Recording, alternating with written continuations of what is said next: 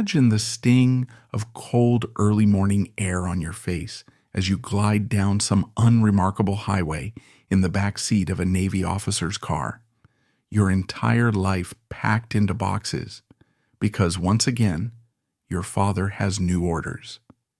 Picture the swirl of thoughts in a restless young mind, not yet certain of anything, but already questioning everything, half drifting between dusty paperbacks of Nietzsche and musty volumes on demonology. Now fast forward a few years. You're on a smoky stage where the lights transform you into some magnetic dark poet, fans screaming your name while you belt out lyrics that feel like incantations.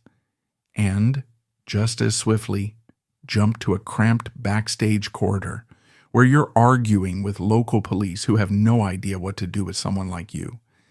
That's the kind of life Jim Morrison lived, unpredictable and relentlessly driven by impulses that fuse danger with mystique.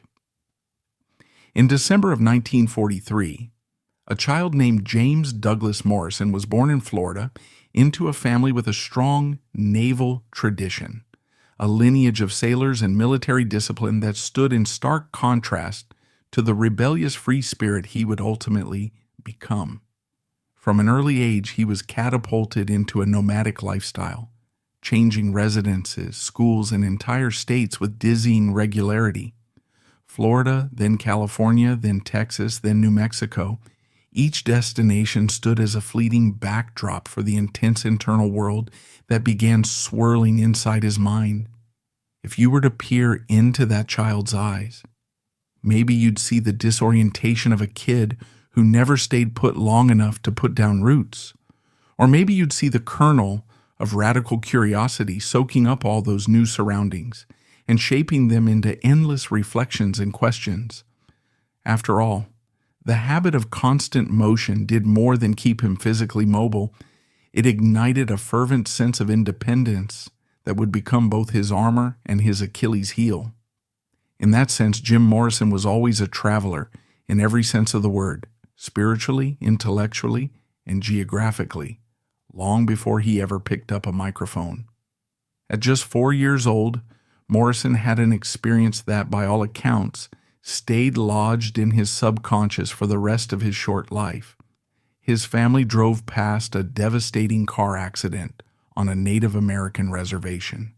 He would later claim that the gruesome, tragic sight imprinted on his psyche so strongly that it wove itself through his writing, poetry, and eventual lyricism. Whether it was the shock of seeing injured people by the roadside or something more metaphysical, like absorbing the spirits of those who were suffering, Morrison continued to reference this moment in everything from cryptic interviews to the swirling surrealism of his poetry. Some people debate whether he romanticized the memory or whether it was truly as life-altering as he claimed. But knowing the man he became, you can easily imagine that this early brush with mortality and raw human pain seeded his fascination with darkness, spirituality, and the mysterious forces that lurk just beyond everyday perception.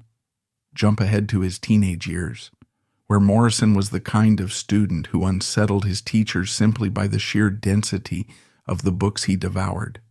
Obscure treatises on demonology, thick philosophical tomes, archaic poetry collections. He'd read them all, sometimes referencing titles so unusual that adults suspected he was making them up. If you can picture a restless adolescent scribbling cryptic notes in the margin of a battered paperback, eyes alight with the discovery of new mind-bending concepts, then you're inching closer to who he was becoming. This wasn't a typical high school rebel who simply cut class to smoke behind the gym. Morrison had a fierce intellectual hunger that dwarfed the standard curriculum, a thirst for the esoteric and the edgy that foreshadowed his evolution into rock's premier poet-prophet. His teachers likely saw him as distant or aloof because he operated on a mental frequency that didn't fit the cookie-cutter teen mold, And as he immersed himself further in those strange and sometimes forbidden texts, that sense of distance from his peers only grew. Not surprisingly, wildness followed him. Perhaps it was inevitable for a kid whose mind never ceased testing boundaries. By 1962, as a student at Florida State University, Morrison got his first taste of legal trouble. A drunken prank after a football game led to his arrest. This incident, while minor compared to what would come later, marked the beginning of a long series of tangles with authority figures who simply did not know how to contain him. A big part of Morrison's allure was this brazen willingness to test the limits of what was acceptable. If everyone was driving in neat single-file lines, Morrison was the guy doing donuts in the parking lot, sometimes literally. What might have been a mere rebellious streak in someone else was, in Morrison, something deeper and more complex, an existential push against the structures and constraints that hemmed him in.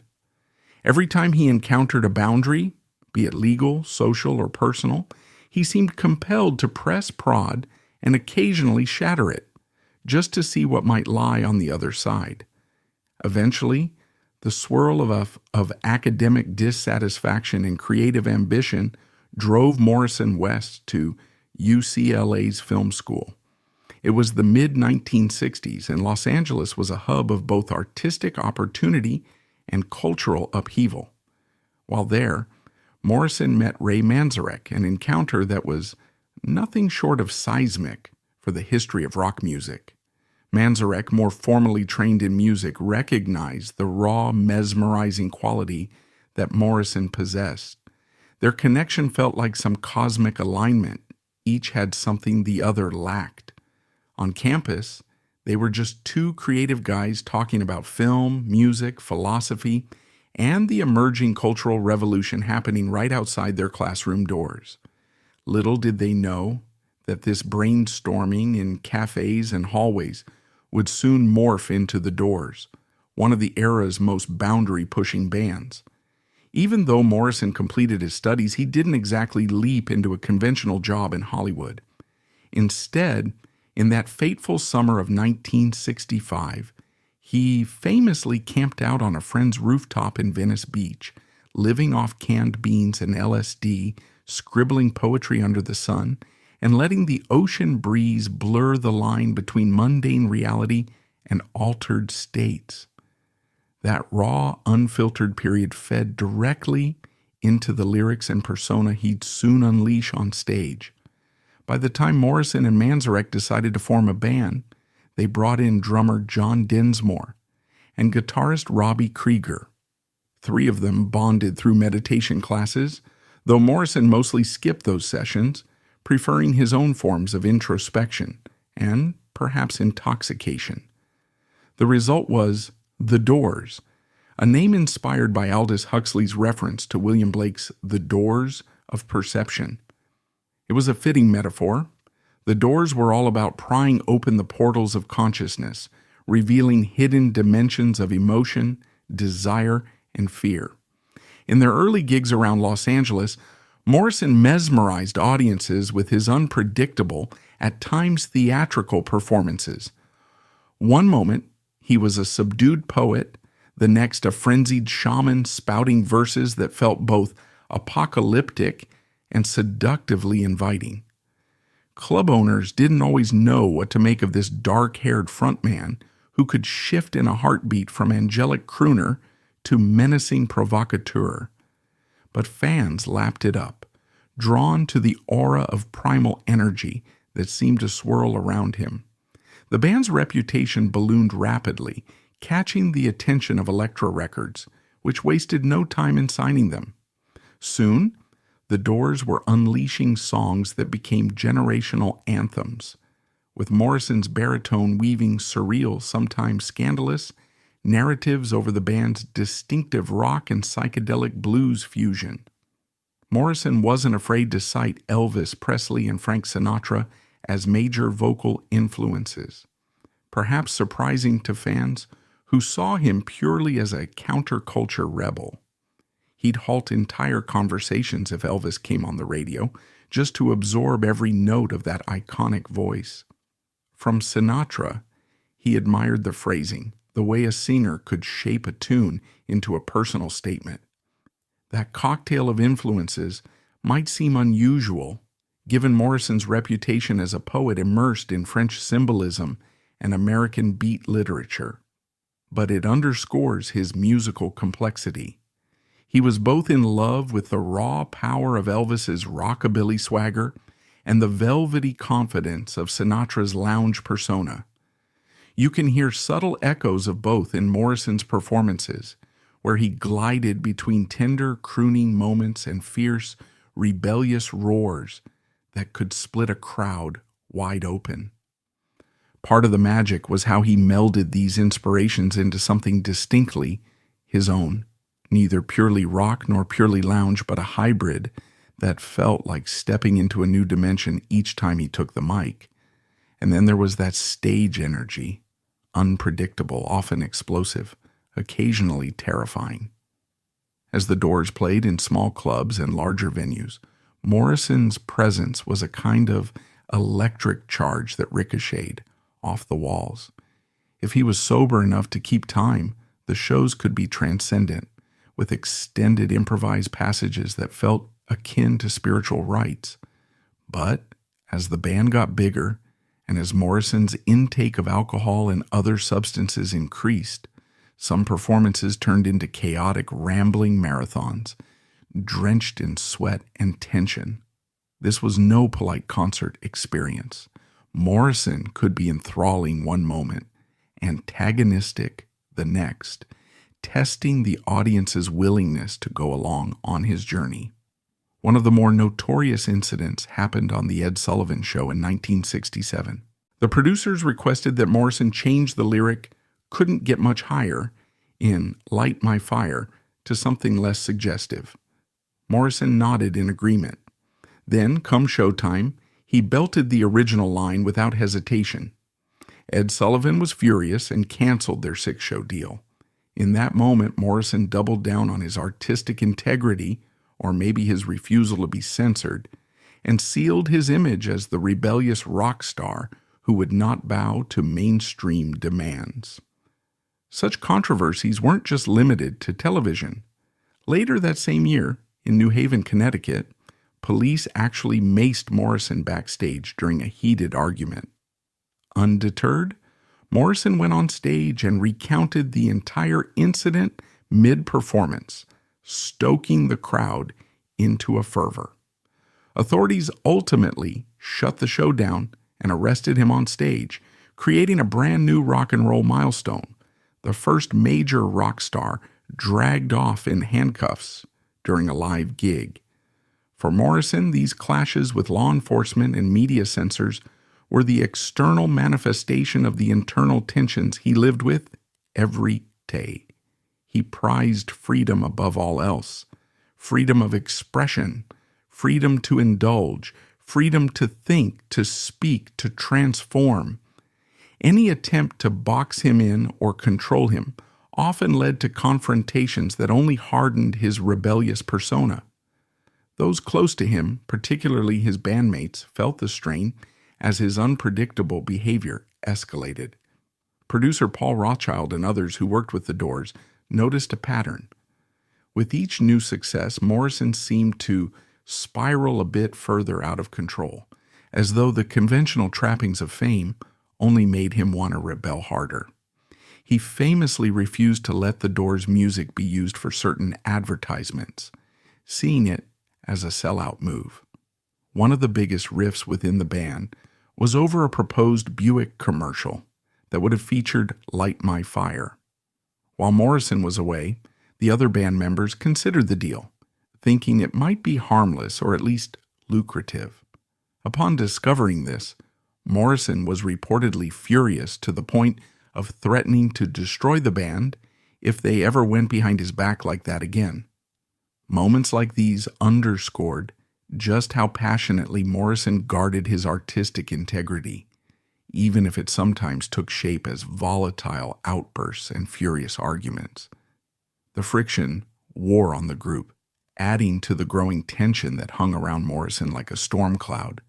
Despite the Doors being offered high-profile gigs and festival slots, Morrison's increasingly erratic behavior meant he sometimes turned down opportunities that would have boosted their profile even more, like the legendary Woodstock in 1969. Rumor had it he hated the idea of an outdoor concert or was paranoid about potential disruptions. Whatever the reason, the Doors were absent from the era's most iconic musical gathering. Drummer John Densmore ended up performing at Woodstock alongside Joe Cocker, showing just how fractured the band's unity had become. By that point, Morrison was racking up controversies with the police and the public, none bigger than the infamous Miami incident of 1969. At a gig in front of thousands, Morrison, allegedly intoxicated, was accused of exposing himself on stage. Whether or not the accusations were entirely accurate, they sparked a national uproar, leading to indecent exposure charges that cast a dark cloud over Morrison's future. Court hearings, the risk of jail time, and the media frenzy took an incredible toll on him. The once glamorous Lizard King now found himself trapped in a grueling legal battle, his every move scrutinized by a society increasingly intent on punishing perceived moral transgressions. Parallel to these public controversies, Morrison's personal life was equally tumultuous. He had a long, intense relationship with Pamela Corson, someone he considered his soulmate, despite the many ups and downs, infidelities, and chaotic interludes that marked their shared existence. They weren't legally wed, but after his death, their relationship was deemed a common-law marriage. For all his public shenanigans, Morrison seemed to circle back to Pamela, seeing in her a muse and a tether to something vaguely resembling stability. However, stability was never Morrison's strong suit, so even this anchor came with storms of jealousy, addiction, and heartbreak. In 1970, he also took part in a Celtic pagan wedding ceremony with rock journalist Patricia Keneally. It wasn't a legal union, but it was a deeply symbolic ritual, officiated by a Wiccan priestess. Patricia herself would later appear in Oliver Stone's film about the Doors, playing the very priestess who presided over the ceremony. These concurrent relationships, seen by some as scandalous or confusing, mirrored Morrison's entire approach to life. He was drawn to experiences that defied neat categorization, exploring love and devotion in ways that were bound to raise eyebrows.